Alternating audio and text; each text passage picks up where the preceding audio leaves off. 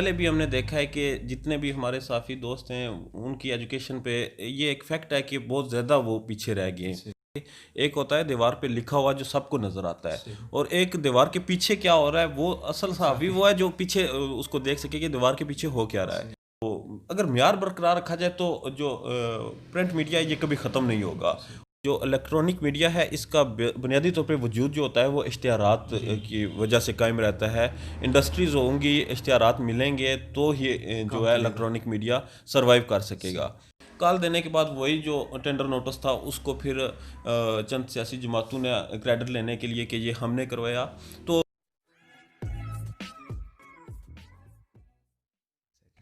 अस्सलाम वालेकुम नाज़रीन, दानिश अरशद ऑफिशियल के साथ मैं हूं आपका मेज़बान दानिश अरशद और आप देख रहे हैं दानिश अरशद ऑफिशियल। नाज़रीन, प्रोग्राम नई सोच के नए एपिसोड में तमाम अहबाब का खैर मकदम करते हैं। नाज़रीन, इंशाल्लाह आज का हमारा मौजू जो हमारा ये इलाका है हल्का चकसवारी, इसके हवाले से, इसके जो मसाइल हैं उसके हवाले से हम गुफ्तगू करेंगे, और इसके अलावा जो आज़ाद कश्मीर में जो करंट सिचुएशन है इलेक्ट्रॉनिक मीडिया की, इंशाल्लाह उसके हवाले से गुफ्तगू करेंगे। तो माशाल्लाह आज हमारे मेहमान हैं चौधरी वक़ार बग्गा साहब। आप जनरल सेक्रेटरी भी हैं चिनार प्रेस क्लब इस्लामगढ़ के। इसके अलावा भी यकीनन आप इनके नाम से और इनके काम से आगाह भी होंगे। माशाल्लाह आप प्रिंट मीडिया के साथ साथ इलेक्ट्रॉनिक मीडिया के साथ भी काम कर रहे हैं, और इन दिनों आप आज न्यूज़ के साथ हम मुंसलिक हैं। तो चलें इंशाल्लाह आज हम इनसे गुफ्तगू करेंगे। तो चलिए गुफ्तगू का आगाज़ करते हैं। अस्सलाम वालेकुम सर। वालेकुम सलाम सर बहुत शुक्रिया आपने हमारे लिए और इस प्रोग्राम के लिए वक्त निकाला। सर, बहुत नवाजिश आपकी, आपने कीमती वक्त दिया और मुझे भी बोलने का मौका दिया। और यकीन जाने कि मुझे खुशी होती है जब मेरे इलाके के दोस्त हैं, जो मेरे भाई हैं और जो नए नौजवान हैं, उनको मौका मिलता है और यूट्यूब के वसातत से मौका मिलता है कि वो अपने ख्यालात, अपनी जो उनकी सोच है या उनका जो एक उनके अंदर टैलेंट है, जो इससे पहले मनफी सरगर्मियों में अमूमन ज़्यादा हमें देखने का मौका मिलता था क्योंकि हमारे पास मौका नहीं था। और अब हमें मौका मिला है और नौजवान यूट्यूब को इस्तेमाल करके आगे आ रहे हैं, तो मुझे बहुत खुशी हो रही है। और आप जैसे नौजवान आगे हैं तो डेफिनेटली मुझे माशाल्लाह लोग शुरू से आपको प्रोग्राम करते हुए तो देखते रहे, लेकिन आपके बारे में ग़ालिबन लोग कम ही जानते होंगे। तो उस हवाले से यानी अपना आप तारफ़ करा दें, आप तालीमी हवाले से और सहाफ़त में आप कैसे आए, तो ये जो सफ़र है इसके हवाले से। दानिश भाई, सहाफ़त में तो बस आना ही था, इसी में और कोई काम ही नहीं था जो मुझे समझ हो कि मैं कोई और काम कर सकता हूँ या मुझे नज़र आता हो कि मेरा इस काम में इंटरेस्ट है। सहाफ़त में इंटरेस्ट बचपन में से था मुझे। और जब मैं एफ़ए कर रहा था तो एफ़ए मैट्रिक के बाद ही तकरीबन मैंने शुरू कर दिया था साफ़ी दोस्तों के साथ जो मेरे थे उनके साथ उठना बैठना। और जब मैं सेकंड ईयर में पहुंचा तो प्रॉपर मैंने फिर सहाफ़त को टाइम दे दिया और उसकी वजह से मेरी एजुकेशन डिस्टर्ब हुई। तो जब मैंने एजुकेशन डिस्टर्ब हुई तो जिन दोस्तों के साथ बैठता था वो मेरी एक खुशकिस्मती है कि वो जो उनकी तालीमी सरगर्मियाँ थी वो जारी थी। और कोई हेड मास्टर हो गया या किसी ने, मेरे एक दोस्त हैं वो एमफिल कर रहे थे, इस तरह से कि उन्होंने मुझे मोटिवेट किया कि आपने एजुकेशन को जो है इसको नहीं छोड़ना। क्योंकि इससे पहले भी हमने देखा है कि जितने भी हमारे साथी दोस्त हैं उनकी एजुकेशन पे ये एक फैक्ट है कि बहुत ज़्यादा वो पीछे रह गए हैं। क्योंकि हम जब एक चकाचौंध और ये रोशनियों रंगीनियों को देखते हैं और ये प्रोटोकॉल हम देखते हैं तो एजुकेशन को छोड़ देते हैं। और एक नॉर्मली हमें बताया जाता है कि यार नौकरियां तो मिलती नहीं है, पढ़ के क्या करना है। तो मैंने फिर जो बीए किया मैथ कम्युनिकेशन में, उसके बाद फिर उन्हीं दोस्तों की वसातत से जो मेरे साथ उठते बैठते थे उनसे मोटिवेट होके फिर मैंने एमएससी में कर रहा हूँ अभी इंटरनेशनल रिलेशन में। अभी मेरा दूसरा सेमेस्टर चल रहा है नमर यूनिवर्सिटी से। तो इसके साथ साथ सहाफ़त का जो है वो तकरीबन 5 साल होने को हैं या 5 साल हो गए। 2016 में मैंने शुरू की थी।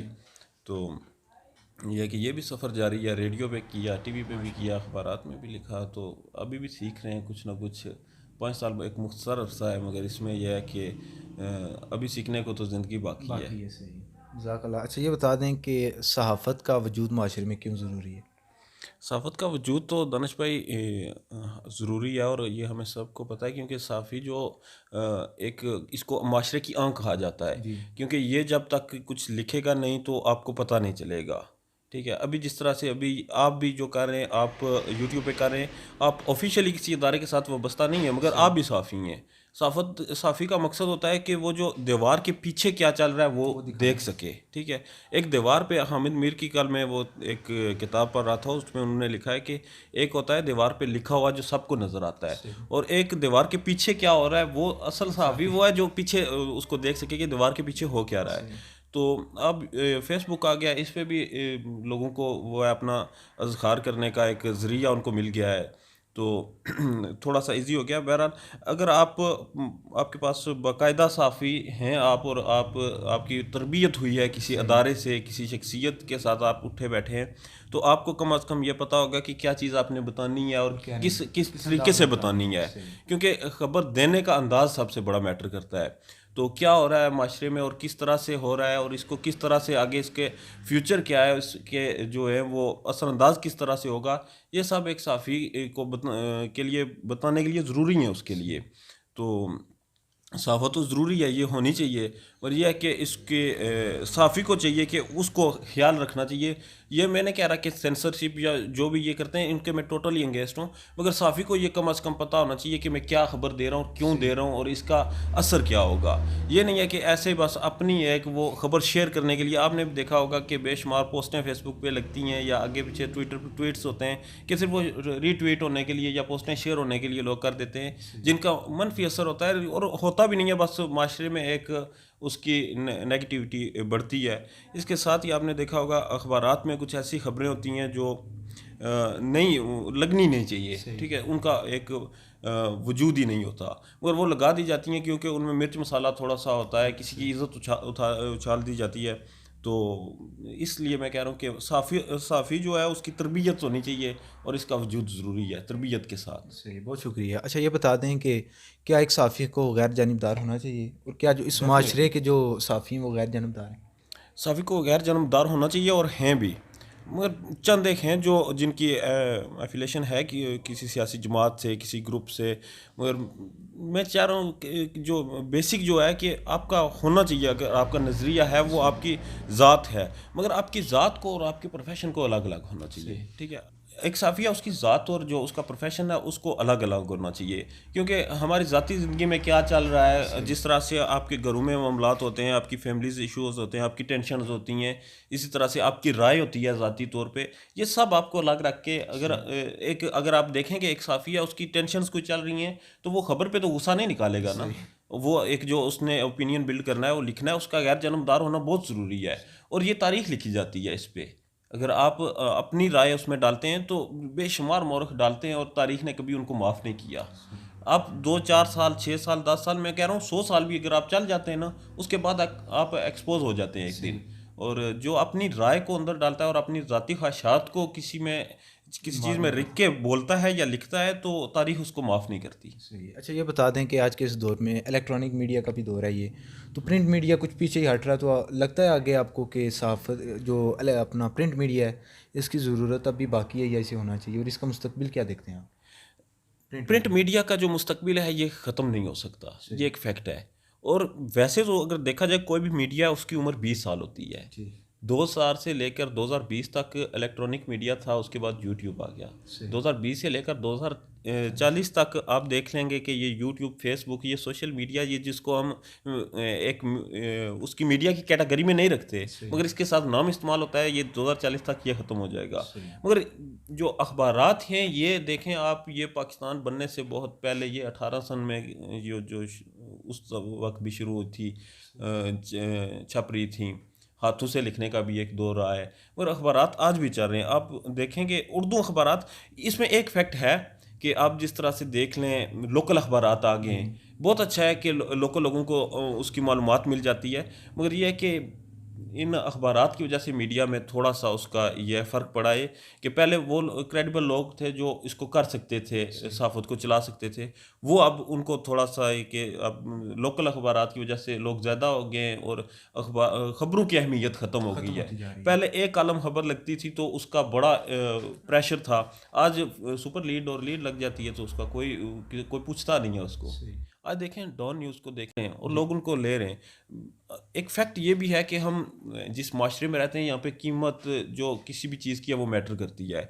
लोकल अखबार 10 रुपये का है, जो उर्दू नॉर्मल कौमी अखबार आते हैं ये 20 रुपये के हैं, और जो बाकी अंग्रेज़ी अखबार हैं जिनको पढ़ा जाता है, डॉन हो गया या दी न्यूज़ वगैरह, ये 40-40, 50-50 रुपये के भी बिकते हैं, और लोग लेते हैं क्योंकि लोगों का इंटरेस्ट है, उनमें म्यार है। सही है। देखें अब डॉन न्यूज़ में अगर कोई खबर लगती है तो उसका म्यार है, दी न्यूज़ में लगती है उसका म्यार है। तो अगर म्यार बरकरार रखा जाए तो जो प्रिंट मीडिया है ये कभी ख़त्म नहीं होगा। और इसके बाद आपके ओपिनियंस हैं, जो कॉलम्स हैं, कॉलम्स लोग पढ़ते हैं, और कॉलम्स जो हैं वो आपको प्रिंट मीडिया में मिलेंगे पढ़ने के लिए। और जिसको ये नशा है कॉलम पढ़ने का, किताबें पढ़ने का, वो इसको मरने नहीं देगा। ठीक है, बहुत शुक्रिया। अच्छा, ये बता दें, कश्मीर की हम बात करें, अभी इलेक्ट्रॉनिक मीडिया की भी आपने बात की, तो कश्मीर में इलेक्ट्रॉनिक मीडिया बहुत कम है और उस तरह की कवरेज भी नहीं है, तो इसकी क्या वजह है? देखें, आज़ाद कश्मीर में इस तरह की इलेक्ट्रॉनिक मीडिया के हवाले से कोई पॉलिसीज़ नहीं है और कोई इसकी अथॉरिटी भी नहीं है जो जिसको जानदार हम कह सकें। वैसे तो हैं हुकूमती सतह पे। और जो इलेक्ट्रॉनिक मीडिया है इसका बुनियादी तौर पे वजूद जो होता है वो इश्तिहारात की वजह से कायम रहता है। इंडस्ट्रीज़ होंगी, इश्तिहारात मिलेंगे तो ये जो है इलेक्ट्रॉनिक मीडिया सर्वाइव कर सकेगा। अगर आपके पास इश्तिहारात ही नहीं है, इंडस्ट्री नहीं है। आप इंडस्ट्री नहीं है, आपके पास पैसे नहीं है, आप कैसे चलाएंगे? तो ये है कि जब तक इंडस्ट्री कायम नहीं हो सकती, जब तक आपको इश्तिहारात नहीं मिल सकते, तब तक इलेक्ट्रॉनिक मीडिया का आप सोचें भी ना। ये हमें कहा जाता है, बेशुमार हमारे दोस्त हैं जो टीवी चैनल्स शुरू करते हैं कि जी हम इसको सैटेलाइट पे करेंगे, और हो भी जाता है अगर आप उस पर पैसा लगाएं, मगर आपको उसके लिए फिर बड़े लेवल पे करना पड़ेगा। आपको पाकिस्तान को टच करना पड़ेगा कि आप पाकिस्तान की खबरें छोड़ के सिर्फ कश्मीर पे करेंगे तो आपको जो है वो इश्तिहारात नहीं मिलेंगे ना, क्योंकि कश्मीर की आबादी पे है। बेसिक हम इसको इस तरह से नहीं देखें कि ये कश्मीर है, ये मुतनाज़ा इलाका है, तो इसको छोड़ के अब देखें आबादी पे हर जो है वो फैसले जो है इस तरह के ये आबादी पे होते हैं। आबादी थोड़ी है तो थोड़ी आबादी पे अगर वो कोई प्रमोशन अपनी करवाएगा तो उसको उस तरह की पब्लिसिटी नहीं मिलेगी। तो इसलिए जब तक आप पाकिस्तान बेस्ड चैनल नहीं होगा, बड़ा चैनल नहीं होगा, ये हो सकता है कि जो पाकिस्तान के चैनल हैं उनको हुकूमत पाकिस्तान जो है वो या पेमरा है वो उनको इस तरह से मॉनिटर करें, या जिस तरह आप सेंसरशिप लगा सकते हैं, आप पाबंदियां लगा सकते हैं, आप प्रोग्राम के आप एंकर को उठा के बाहर भेज सकते हैं। तो आप ये नहीं कर सकते कि कश्मीर को यार टाइम दिया जाए, हर चैनल 2-2 4-4 घंटे कश्मीर के लिए ना, हर 6 घंटे बाद 1 घंटे का प्रोग्राम या उसकी जो एक्टिविटीज़ हैं, जो कश्मीर में क्या हो रहा है उसको कवर करें। कश्मीर की तो सिर्फ नीचे स्लाइड्स चलती हैं और हम उसी में खुश हैं। तो देखते हैं आप क्या होता है। पुलचक हरियाम की जो तहरीक चली थी, ये क्यों मौखर कर दी गई? नहीं, वो मुहर नहीं हुई। मैं उस तारीख में उस तरह से इतना ज़्यादा इन्वॉल्व नहीं हो सका क्योंकि मैं यहाँ पे था नहीं। मगर मेरे जो दोस्त थे उनसे राब्ते में रहा हूँ। तो वो तहरीक शुरू हुई थी कि काम शुरू नहीं हो रहा। तो इनके जो मुज़ाकरात हुए हैं, जो मुज़ाकराती टीम थी, तो प्रोजेक्ट डायरेक्टर शेख अरशद साहब ने कहा है कि वो अगर मार्च तक इसका काम शुरू नहीं होता तो वो उस पर इस्तीफ़ा दे देंगे। अब देखते हैं मार्च कौन सा दूर है। हमने अली मीन गंडापुर का पिछला दिसंबर भी देख लिया, मार्च भी देख लेंगे। अगर मार्च को नहीं होता तो मेरी ज़ाती ये राय है, और मैं इंशाल्लाह अपने दोस्तों के साथ भी और आप सब के साथ भी मिल के इस तहरीक को बाकी दोस्तों से भी रिक्वेस्ट करूँगा कि इसको हम आगे लेके चलें। और अगर मार्च में काम शुरू नहीं होता तो फिर इसको एक जो है ना वो एक जानदार तहरीक की सूरत में हमें लेके चलना चाहिए। और मुझे उम्मीद है कि मार्च को काम शुरू हो जाएगा और अगले मार्च तक ये ख़त्म हो जाए, और अल्लाह करे कि हम भी इस पुल पे सफ़र कर सकें। अच्छा, तो जब ये पुल मुकम्मल हो जाए तो उसके बाद आपको लगता है कि चकसवारी को तहसील का दर्जा मिलना चाहिए? डेफिनेटली मिलना चाहिए। चकसवारी का हक़ है तहसील का दर्जा मिलना, और चकसवारी को तहसील का दर्जा देना चाहिए। और पुल के अलावा भी अगर इसको देखा जाए तो उसको तहसील बना दी जाए तो बेहतर है। सही, बहुत शुक्रिया। माशाल्लाह, आप एक सहाफ़त से आप वाबस्ता हैं, तो सहाफ़ी का बेसिकली काम यही होता है कि किसी भी जुल्म की या किसी भी बुराई की निशानदेही करना, और माशाल्लाह आप उसके हल के लिए भी काविश कर रहे हैं। तो अभी एक मामला चल रहा था कसाला पुल और आगे कनेली पुल का, तो उस हवाले से बता दें कि क्या हुआ? देखें जी, ये बस हमारी शख्सियत कह लें या हमारी मुखालफत कह लें, इसको मुझे समझ नहीं आ रही। कल परसों से मैं सोच रहा हूँ, बाकी दोस्त भी, कि ये पुल जो है आपने देखा होगा इधर से हादसात हो रहे थे, महकमा भी देख रहा था, आप भी देख रहे थे, हम भी देख रहे थे, इस पे काम नहीं हो रहा था। मुझे किसी ने नोटिफिकेशन भेजा और हमने उस पर देखा, 1 महीना पहले वो जो है वो टेंडर नोटिस था, सॉरी, वो जारी हुआ था। और वो टेंडर नोटिस जो था उसकी मुद्दत तकमील थी कि अगर ये टेंडर बॉक्स होने के बाद, वर्क आर्डर जारी होने के बाद 1 महीना में तकमील करेंगे। ये जो रीलिंग वगैरह पाइप हैं टूटे हुए, इनको लगाएं, क्योंकि उधर से तो खाली बंदा एक नहीं क्रॉस कर सकता। गाड़ी गुजर रही हो कि वो हाथ किधर रखेगा, वो पुल तो पुल से नीचे गिर जाएगा। तो हमें उस पर बाकी दोस्तों ने मशावरत की, तो हमने 30 तारीख को हड़ताल की कॉल दे दी। कि भगत सिंह ने कहा था कि जब वो है कि नारे ना आपको कर सके हो तो फिर धमाके आपको करने हैं, वो तवज्जो जो हासिल करने के लिए धमाके करने पड़ते हैं। तो हमने ये एक हड़ताल का धमाका करना था। तो हमने 30 तारीख की कॉल देने के बाद वही जो टेंडर नोटिस था उसको फिर चंद सियासी जमातों ने क्रेडिट लेने के लिए कि ये हमने करवाया।